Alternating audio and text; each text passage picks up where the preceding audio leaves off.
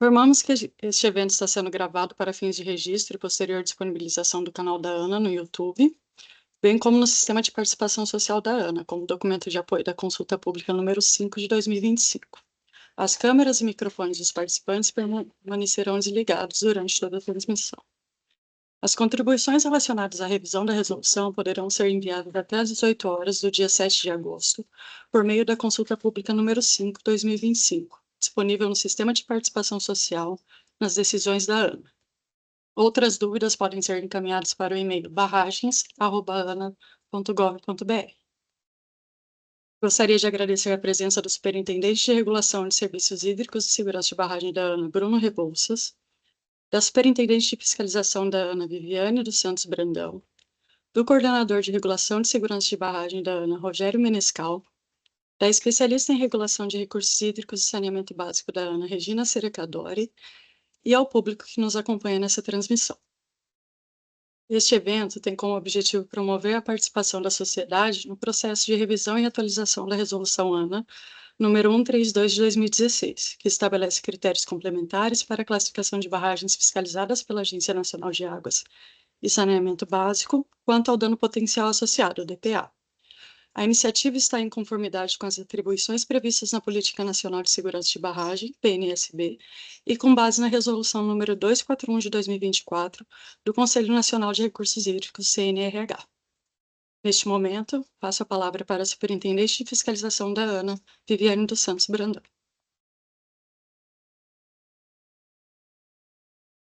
Olá, Carolina. Obrigada.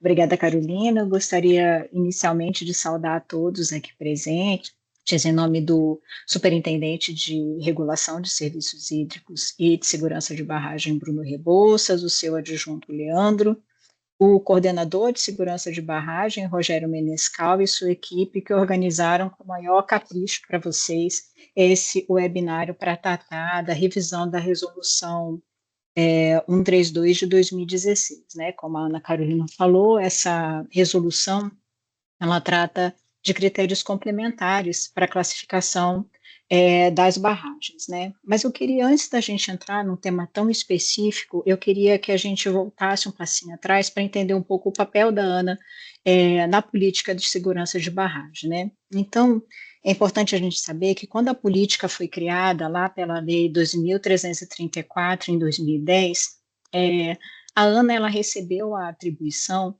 dentre outras, né, atribuições, né, como administrar o SNISB, fazer o relatório de segurança de barragem, ela recebeu o papel de ser o órgão fiscalizador das barragens de acumulação de água, né, que são aquelas que são usadas para múltiplos usos, exceto aquelas que são destinadas para geração de energia elétrica, né? Então, para exercer esse papel de órgão fiscalizador, que é mais do que só fiscalização, ela também tem um papel importante, que é um papel de regulador, né? Então, esse papel de regulador, ele vai ser exercido quando a gente estabelece atos normativos, por exemplo. Então, para exercer essas duas funções de regulação e de fiscalização, a ANA, no seu regimento interno, ela propôs a existência, né, consolidou isso nesse normativo, né, no regimento interno da ANA, estabeleceu isso com a criação de duas superintendências, a SRB, né, que é coordenada pelo Bruno, né, e pelo Leandro, e especificamente a área de segurança de barragem pelo Rogério Menescal, e a superintendência de fiscalização, né, que é hoje que eu estou à frente dela, né.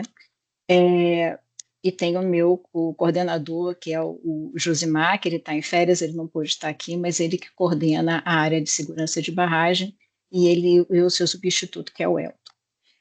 Então, essas duas áreas, elas vêm fazendo esse papel, né, vêm cumprindo esse papel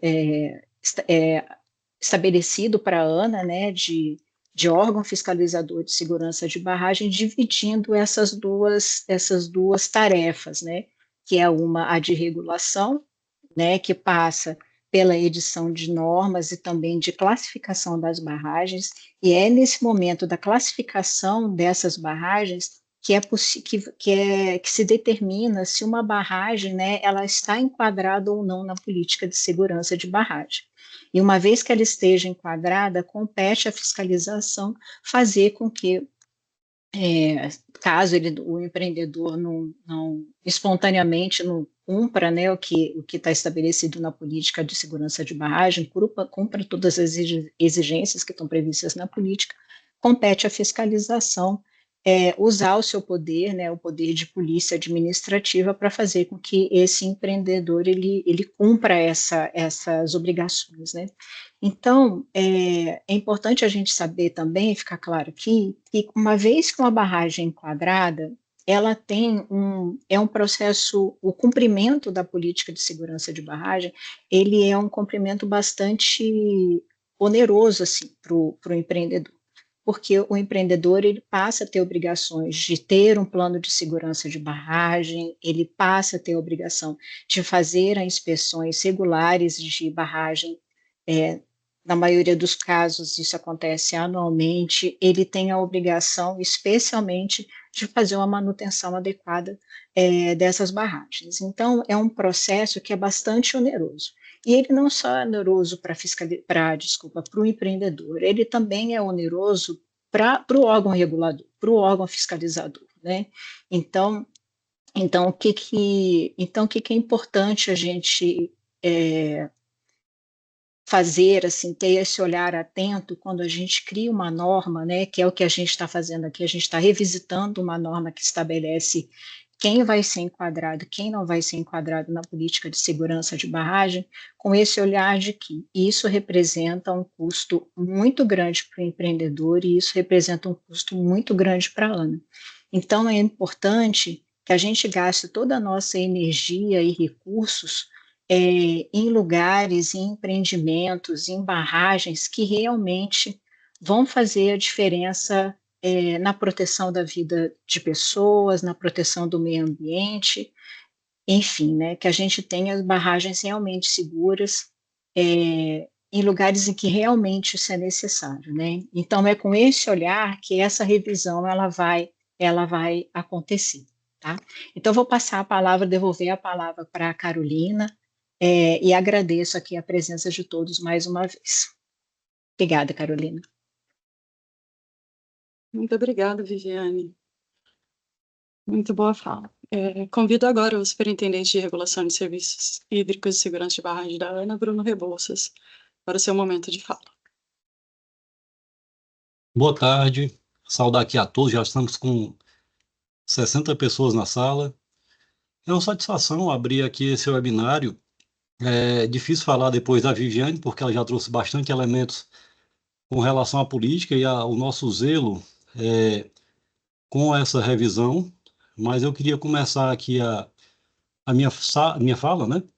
Agradecendo a presença de todos, porque a gente está aqui no âmbito da participação social da consulta pública, como já falou a Carolina, ela está disponível no nosso sistema de participação social e é muito importante que depois desse webinário venham as contribuições para que a gente possa agregar nessa revisão, né?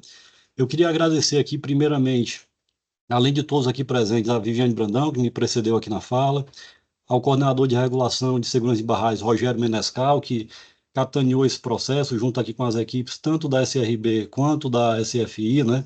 Colhendo as contribuições internas, a especialista em regulação de recursos hídricos e saneamento básico, Regina Cadori, e, claro, a nossa moderadora, Carolina Serpa, especialista em regulação aqui da ANA, a quem agradeço por conduzir esse evento. Como a Viviane já falou, o objetivo central desse nosso webinário é justamente colher contribuições para a revisão da 132, que é a resolução aqui da agência que destaca os critérios de classificação de barragens à luz do DPA, e aí a gente chama a atenção, né, a necessidade de rever os critérios, né, que se tornou premente com a publicação da resolução CNRH 241, em especial ao que tange o DPA de barragens muito pequenas.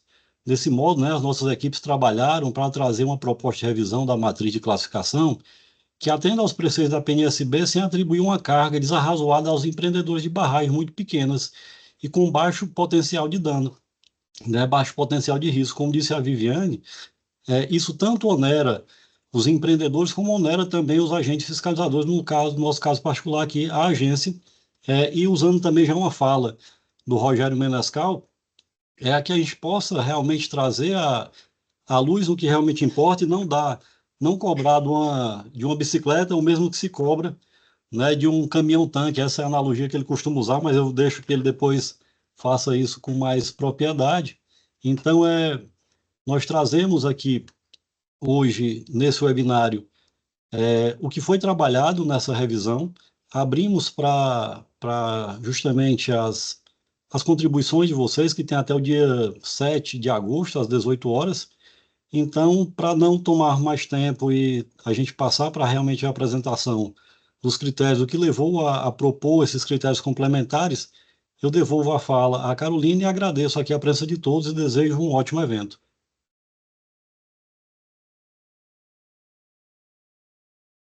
Agradeço sua participação, Bruno. Convido agora o Rogério Menescal, coordenador de regulação de segurança de barragem da ANA, Regina Seracadori, especialista em regulação de recursos hídricos e saneamento básico da ANA, para junto comigo conduzirem a apresentação referente à revisão da resolução ANA número 132 de 2016. Boa tarde a todos e todas. Estão me ouvindo, Carol? Estamos sim, Né? Rogério. Obrigado. Obrigado, Carol, aí pela sua condução aí, não só aqui do webinário propriamente dito, mas também de boa parte do processo aí de formalização e da proposta, tanto do ponto de vista técnico como do ponto de vista formal, interno na ANA. Cumprimento o superintendente Bruno, o superintendente Viviane, também agradeço aí o apoio que foi dado pelas equipes de fiscalização aí na elaboração conjunta, como foi falado aí, dessa proposta que a gente vai apresentar aqui. Eu vou talvez repetir algumas partes do que foi previamente falado aqui, mas eu peço um pouco de paciência, porque a ideia é que isso, como vai ficar gravado e disponível no processo da consulta pública, a intenção é que seja bem didático, justamente para permitir, eventualmente, consultas, né, a posteriori, de quem tiver interesse aí, entender melhor do que a gente está tratando aqui. Bom, essa consulta pública, número 5 de 2025, ela já foi aberta, já tem coisa de 10, 15 dias, já está formalmente aberta no site da Participação Social da ANA. Este webinário formalmente não era obrigatório, mas a gente tem de praxe fazer esse webinário no sentido de esclarecer melhor o processo de discussão da norma, do que está se propondo do ponto de vista técnico, para tornar mais palatável e didático todo o processo, né? Então, eu vou compartilhar aqui minha tela para a gente compartilhar uma apresentação e já peço também a Carol e a Regina que, porventura, caso queiram fazer alguma intervenção, fiquem à vontade, ok? Bom, então vamos lá. Semana passada, o roteiro basicamente é falar um pouco da contextualização geral, falar um pouco do que motivou essa modificação, que é a resolução CNH 241/2024, falar um pouco de todo o processo, como é que desenrolou dentro da ANA, processo de revisão da resolução 32, que está resultando nessa consulta pública, falar um pouco sobre a questão da análise de impacto regulatório, né, aplicabilidade, apresentar a minuta de resolução e falar um pouco também sobre procedimento de como acessar lá a página especificamente da consulta e quais são os próximos passos em termos de cronograma, né? Então, assim, semana passada nós apresentamos o RSB 2024-2025 e o número de barragens que estão cadastradas no SNID já está da ordem de 30 mil barragens, de para diferentes usos principais, como hidrelétricas, né? A parte de contenção de mineração, de resíduos minerários e resíduos industriais, a parte de dessedentação animal e irrigação, a parte de aquicultura, uso industrial, paisagismo, recreação, abastecimento humano, regularização de vazões, por aí vai, então, distribuído em todo o território nacional. Então, a gente ainda sabe que existem mais barragens, mas está num processo de apropriação desse universo, né? A gente já sabe de antemão uma quantidade muito grande para ser administrada no âmbito da política como um todo. Em termos de quantidade especificamente, a grande maioria é de usos múltiplos, como foi comentado pela superintendente Viviane, usos múltiplos, exceto geração hidrelétrica, né? Pegando irrigação, dessedimentação animal, regularização de vazão, abastecimento, agricultura, coisas do tipo. Em termos de volume, a grande quantidade são das hidrelétricas, em torno de 87%. Né? E depois vem as outras na sequência, e as de mineração e de resíduos industriais são as que têm os volumes relativamente até bem pequenos, né, em relação ao universo total em termos de volume, propriamente dito. Em termos de quantidade, até que são bem consideráveis também. Né? Então, a gente ainda está tomando o pé do tamanho desse universo de barragens que o Brasil possui espalhados aí por todo o território. Então, do mesmo jeito que as barragens trazem uma série de benefícios para a sociedade, no começo dos anos 2000, vinham acontecendo alguns acidentes com barragens que sensibilizaram a classe parlamentar e a comunidade técnica também, e seguindo uma tendência mundial, houve um movimento de tentar disciplinar melhor a questão de segurança de barragens, para algumas barragens especificamente, até porque barragem, como qualquer estrutura civil, ela é já objeto, né, de cuidados assim, de Código Civil, de questão de regulamentação profissional, de habilitação de projetos, coisas do tipo. Mas achou-se por bem os parlamentares, né, junto com a comunidade técnica, formular uma proposta de priorização de algumas barragens para se tomar mais cuidado, né, que no caso o aspecto da questão de atenção com a segurança, na linha, inclusive, o superintendente Bruno colocou, né, de alguns veículos deveriam receber uma atenção especial, assim como a gente faz, às vezes, um paralelo com a lei de trânsito, né? Então, em 2010, foi sancionada a Política Nacional de Segurança de Barragens, pela Lei Federal 12.334. Né? Essa política traz um conjunto de procedimentos e ações preventivas e corretivas para manter a integridade estrutural e operacional das barragens, visando a preservação da vida, da saúde e da propriedade do meio ambiente. Nesse contexto de que a lei ela traz alguma tentativa de priorização de algumas barragens para receber uma atenção especial, ela elencou inicialmente 4 características para tentar eleger essas prioridades, em termos de capacidade, acima de 3 milhões, reservatórios com resíduos perigosos, altura maior do que 15 metros e o dano potencial associado, né? Que é hipoteticamente, qual é a área impactada, os efeitos do ponto de vista ambiental, social e econômico de uma eventual ruptura ou problema operacional nessa barragem. Posteriormente, em 2020, foi acrescentada uma 5ª característica, que é a questão da categoria de risco alto. Né? Essa nomenclatura, não vou entrar aqui em detalhe, mas ela está um pouco diferente do que a academia utiliza para essa questão de risco, mas ela tem mais a ver com probabilidade de falha. Né? Então, assim, todas essas características, elas podem, de certa forma, ser concentradas em uma única, que é o próprio dano potencial. De uma forma ou de outra, elas são contempladas na hora de avaliar o DPA. E é o que nos traz aqui para a discussão desta proposta de regulamentação da ANA em termos de revisão da 132. Era o que tratava a 132 e é o que nós vamos falar aqui.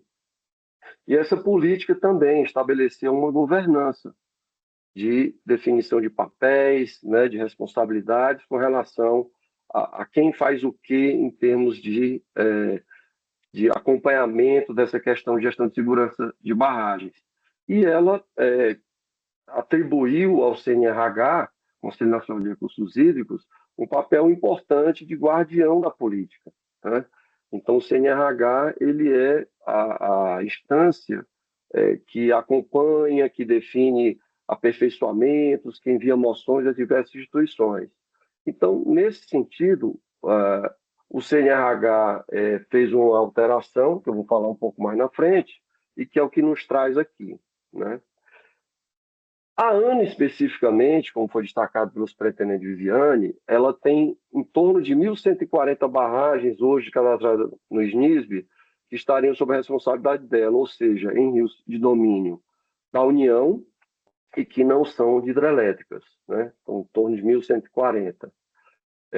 Mas, além disso, ela faz outras atividades que a política trouxe para ela, que é como articulação entre os órgãos fiscalizadores, que hoje são 33 ativos, organizar o SNISB, que está lá no Portal Cidadão.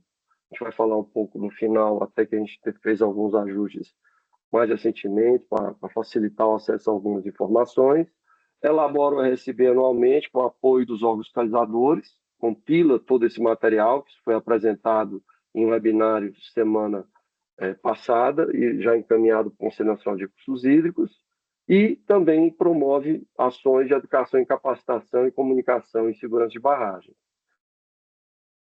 Em termos específicos da revisão da 241, a lei já previa, né, no seu artigo 7º, que os órgãos fiscalizadores deverão fazer as classificações por dano potencial, categoria de risco e volume, e que os critérios gerais vão ser estabelecidos pelo CNRH. Então, a lei é de 2010. Em 2012, o CNRH estabeleceu esses critérios e que vinham sendo utilizados ainda estão sendo utilizados, inclusive a gente vai falar um pouco sobre isso, né? A ANA, por sua vez, também regulamentou a parte específica dela, atendendo à lei e aos critérios estabelecidos pelo CNRH, e ela fez algumas complementações, adotou do CNRH como padrão e fez algumas complementações específicas quanto ao critério do dano potencial associado, né? E agora, mais recentemente, com a resolução do CNRH 241/2024, que estabeleceu novos critérios gerais, toda essa regulamentação precisa ser revista. Inclusive, isso está acontecendo no âmbito de outros órgãos fiscalizadores federais, como a própria ANM, ANEEL, né? E também no âmbito dos órgãos estaduais de recursos hídricos, que fiscalizam barragens nos seus estados. Então, a resolução CNH 241/2024, ela traz a definição de critérios gerais, tanto em termos de categoria de risco, volume e dano potencial, né? Essa da parte de categoria de risco e volume, a ANA não tem nada a acrescentar, vai adotar ipsis literis o que está, né, previsto lá para barragem de acumulação de água, mas especificamente para a parte de dano potencial, essa lei traz no quadro 2.4 alguns níveis, né, diferentes, e altera a pontuação. E isso afeta, portanto, diretamente o anexo 1 que estava previsto na resolução ANA 132/2016. E é o que nos traz aqui, justamente essa adaptação da resolução atual para uma compatibilização com a 241.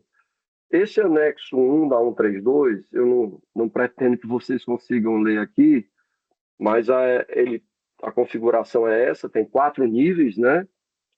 E a 241 vem trazendo 5 níveis de divisão. Então, essas modificações ensejaram a necessidade de alteração. Também existe previsto na resolução 241, no artigo 3º, como já tinha também na resolução 132, aliás, desculpe, na 143, que foi substituída pela 241, a previsão de que os órgãos fiscalizadores poderão estabelecer critérios complementares, ok? Específicos para classificação de barragem. E a ANA está complementando somente na parte de DPA, como ela já tinha feito na 132. E também prevê, no seu parágrafo 5º, uma possibilidade que os órgãos fiscalizadores, para barragens com volumes muito pequenos, que isso foi definido em torno menor do que 3 milhões de metros cúbicos, a possibilidade de fazer algum critério específico para tratar desses barramentos de menor porte. E o muito pequeno, como eu já destaquei, a resolução traz definindo como as barragens inferiores a 3 milhões de metros cúbicos. Também previu a 241, muito sabiamente, uma regra de transição, né? Porque logo que ela saísse, ela já ia tornar alguns normativos obsoletos, então ela deu prazo de 1 ano, né, para sua publicação, que foi em 21 de outubro de 2024, que, portanto, termina em 21 de outubro de 2025, para que os órgãos fiscalizadores revejam seus normativos, adaptando a ela, né? Então, é isso que também nos traz aqui.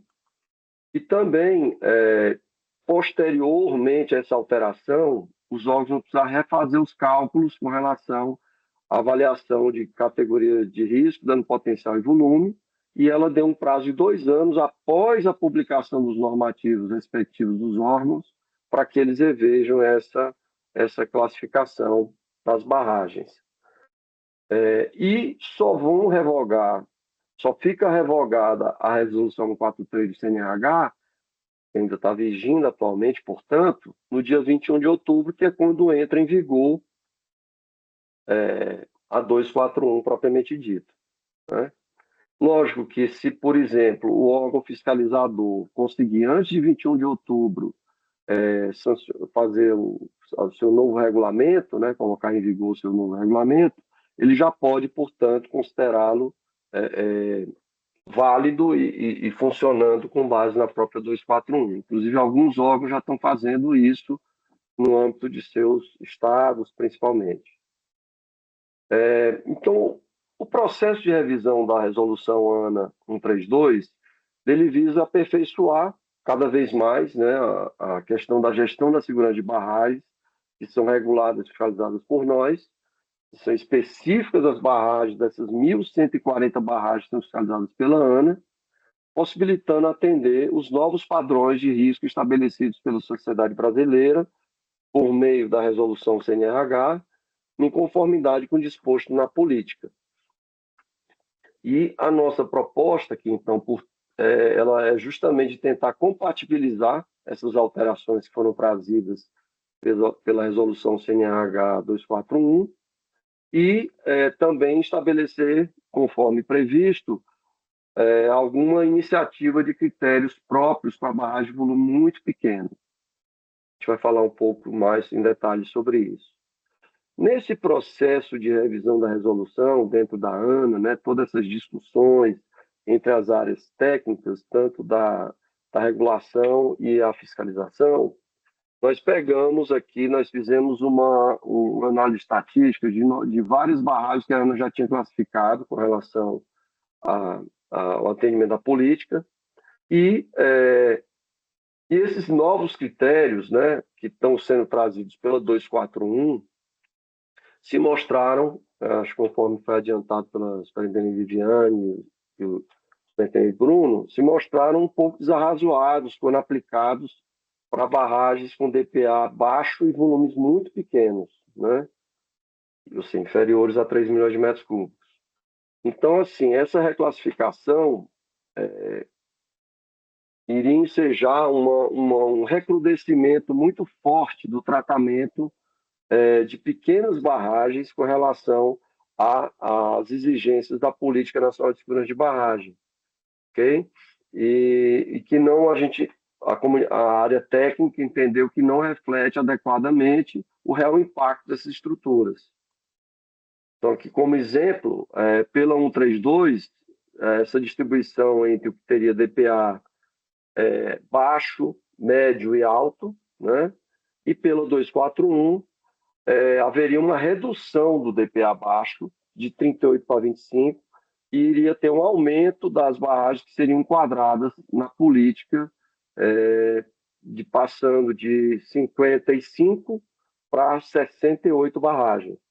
Então, esse aumento, essa inclusão de barragens que previamente historicamente tinham sido detectadas que o DPA era baixo, de baixo impacto, estavam sofrendo aí uma majoração, e a gente sabe que essas barragens de pequeno volume, elas são muito difíceis de manutenção com relação à viabilidade por parte dos seus respectivos empreendedores, a despeito da importância que elas têm para atender a diversos usos, aí, como a gente destacou. Então, nesse processo de revisão, haveria uma penalização muito grande desses empreendedores, né, e dessas barragens, injustificadamente, que estariam sendo enquadrados na política e sendo exigidos documentos como o Plano de Segurança de Barragens e o Plano de Ação de Emergências, que são documentos muito onerosos, muito caros, né, para empreendimentos tão pequenos. Eu vou aqui fazer um paralelo de uma forma caricata, mas é como se você exigisse de velocípedes e bicicletas, você estaria exigindo seguro, né? Ou que exigisse manuais de manutenção com revisão periódica, coisas do tipo, né? Então, assim, a ideia aqui foi tentar justamente reduzir um pouco esse efeito, até porque já estava previsto na própria resolução do CNRH essa possibilidade naquele artigo, no parágrafo 5º do artigo 1º, artigo 3º, aliás, de custos proporcionais para estruturas de baixo impacto real, né, também. Então, assim, outro aspecto também é que o universo de barragens a serem fiscalizadas e cobradas acaba, se eu priorizo tudo, na verdade, não existe prioridade, né? Então, também iria perder um pouco a eficácia esse sistema de classificação proposto pela própria política, né? Deixando de priorizar as barragens com reais impactos, né, de dano potencial à sociedade e dispersando os esforços da agência, especificamente falando. Então, nesse processo, a gente fazendo uma análise, até tentando ainda justificar esse aspecto, das 279 barragens classificadas da ANA, então ainda pela resolução 132, 148 possuem volume inferior a 1 milhão de metros cúbicos, portanto, bem abaixo dos 3 milhões de limite dado pela resolução 241 do CNH, e dessas 148, somente 116, quer dizer, quase mais de 2/3 delas apresentam DPA baixo. Somente 32 estariam com DPA médio ou alto, né? Em termos de volume, você vê que a grande quantidade, como está aqui custo, quase a maioria é maior do que 1 metro cúbico, é 1 hectômetro cúbico, né? Aqui o amarelinho. O amarelinho é maior do que 1 hectômetro cúbico, menos da metade. E mais da metade é menor do que 1 hectômetro cúbico. Em termos de DPA, a grande maioria, o grande percentual, apresenta DPA baixo, né? Somente 21% apresentava DPA médio alto, isso para o volume de 1 hectômetro cúbico. Então, infere-se que estruturas nessa escala apresentam, em geral, um impacto potencial reduzido para a sociedade.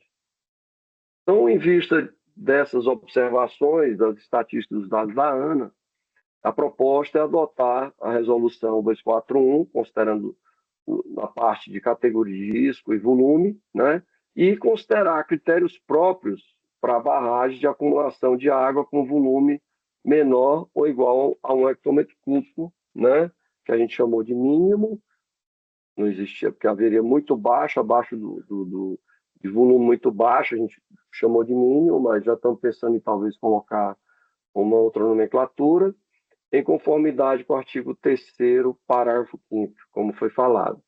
Lembrando que os outros aspectos do DPA para barragens acima de 1 hectômetro cúbico seguem o padrão da própria 241, ok?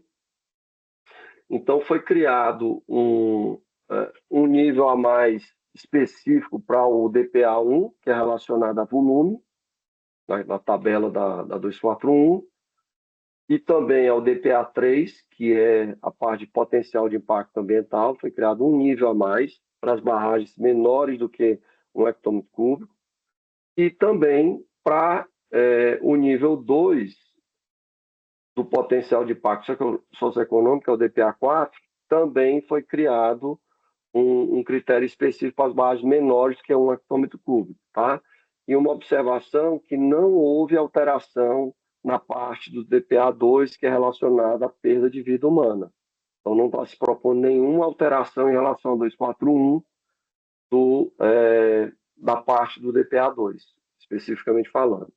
Então, só repisando aqui, as alterações propostas são relacionadas às barragens menores do que 1 hectômetro cúbico e especificamente para os DPAs 1, 3 e 4. O DPA2 está inalterado em relação à proposta do CNRH. Então, como resultado dessa proposta, né, espera-se, né, a questão de não onerar os regulados, os empreendedores, nas barragens que a gente considera que são de menor impacto para a sociedade, um aumento da eficiência, porque eu vou poder focar realmente nas barragens que preocupam, que são de maior impacto do ponto de vista de segurança, né? E também estamos adotando um volume de 1 hectômetro cúbico como referência, e não os 3, bem abaixo do limiar, né, que tinha sido dado pela própria resolução CNH, né? Então, a gente está sendo ainda conservador em relação ao que nos foi permitido, né, na resolução do CNH.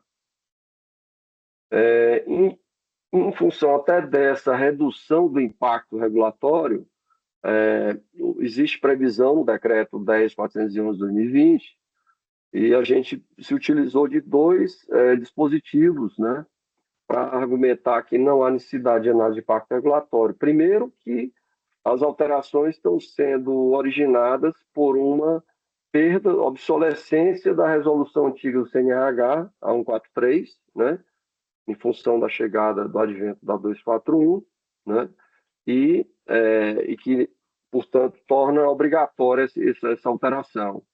E o segundo aspecto é que, no caso, a proposta que está sendo feita, ela está reduzindo exigências, né, em relação ao que estava proposto anteriormente e com a chegada da própria revisão da 241.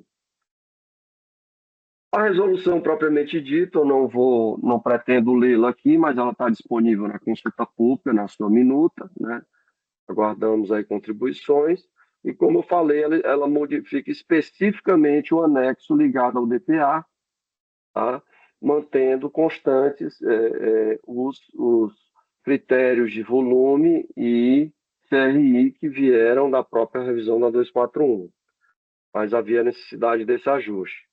Essa tabela é a tabela do anexo, também não pretendo que vocês leiam aqui, mas essencialmente foi criado esse nível 0, como eu citei anteriormente.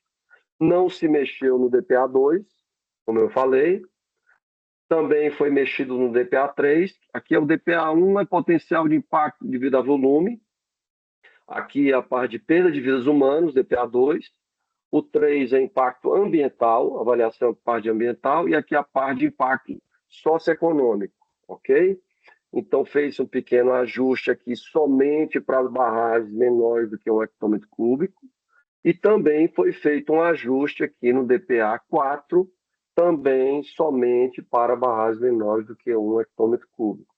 Foi feito um pequeno ajuste de redação aqui, até lembrar que a Carol talvez seja bom, que tinha aqui, estava citando barragem de mineração, de resíduo industrial, e que, no fundo, esse anexo específico da 241, ele é só para barragem de água. Então, foi uma falha na época da própria publicação Então, a gente aproveitou já para corrigir isso no nosso normativo, mas não altera escopo nem nenhum aspecto específico.